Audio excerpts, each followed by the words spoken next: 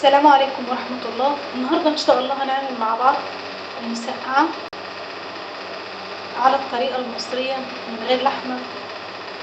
أول حاجة يا جماعة عندي كمية الباذنجان، غسلتها كويس وقطعتها حلقات أو بالشكل ده حلقة كاملة أو نص حلقة، وهجيب زيت غزير وهحمر الباذنجان عندي بالشكل ده وحطه على ورق مطبخ لغاية ما الزيت يتصفى منه، وبعد كده اركنه على جنب لحين الاستخدام.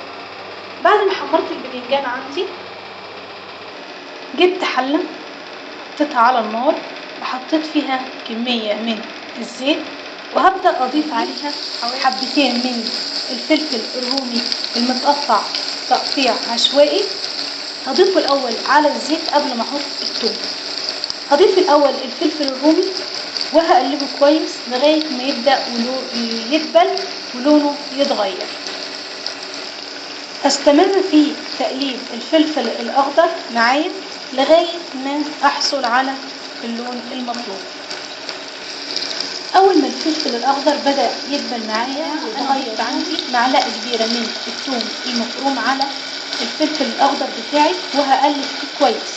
أنا مش عايزة الثوم يتحمر معايا، أنا عايزاه يا دوبك تطلع ريحته بس. في أثناء ما أنا بحمر الثوم ضفت عندي ربع معلقة من الكزبرة الناشفة وربع معلقة من الكمون ورشة صغيرة من الفلفل الأسود، لأن أنا عايزة البهارات عندي تتحمر وما ضفهاش على الطماطم أو الصلصة بتاعتي، عايزاها تتحمر كده وتطلع ريحتها بيديني طعم جميل وأحلى. هستنى على الثوم شوية لغاية ما تدبل ويتغير لونها. أنا مش هحمرها، أنا هغير لونها بس كده يا جماعة. اللون المطلوب أنا وصلت ليه وريحة الثوم طلعت. هبدأ أضيف عندي معلقة كبيرة من الخل. دلوقتي ضفت معلقة كبيرة من الخل الأبيض، هسيبه يغلي شوية معايا.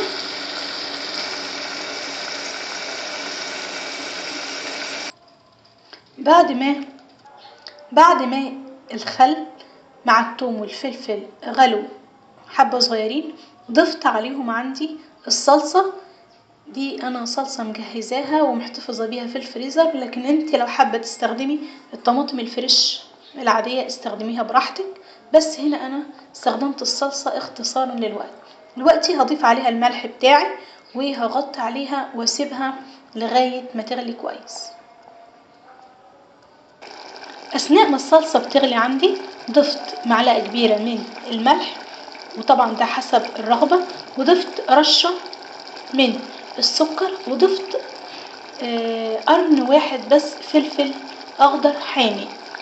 هقلب المكونات دي كويس جدا وهوطي عليها واغطي عليها الحله.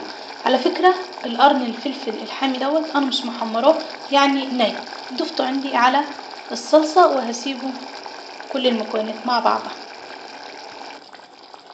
هنا بعد ما الصلصة بتاعتي اتسبكت كويس، وهي طبعا اصلا متسبكة فما خدتش معايا وقت، وبدأت تغلي وكل المكونات تندمج كويس مع بعضها.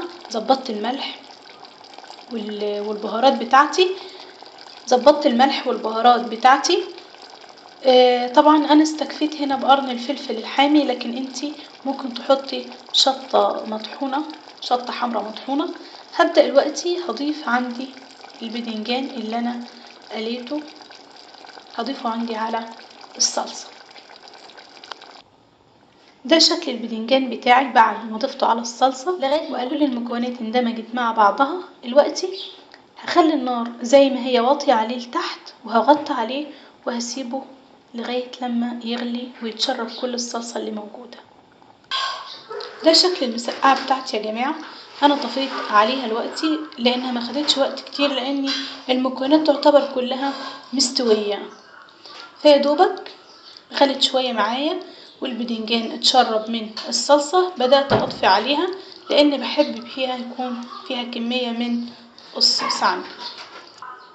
وده شكل طبق المسقعة بتاعي بعد ما غرفته في طبق. ريحته جميلة جدا وطعمه احلى، وأنا بحب يكون فيه صوص الصلصة، يعني ما بحبش أنشف الصلصة فيه على الآخر. وباقي الكمية عندي بحطها في علبة وبحطها في التلاجة وبستخدمها مع أي أكل.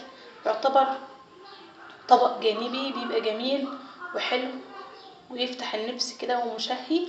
إن شاء الله ينول إعجابكم، والسلام عليكم ورحمة الله وبركاته.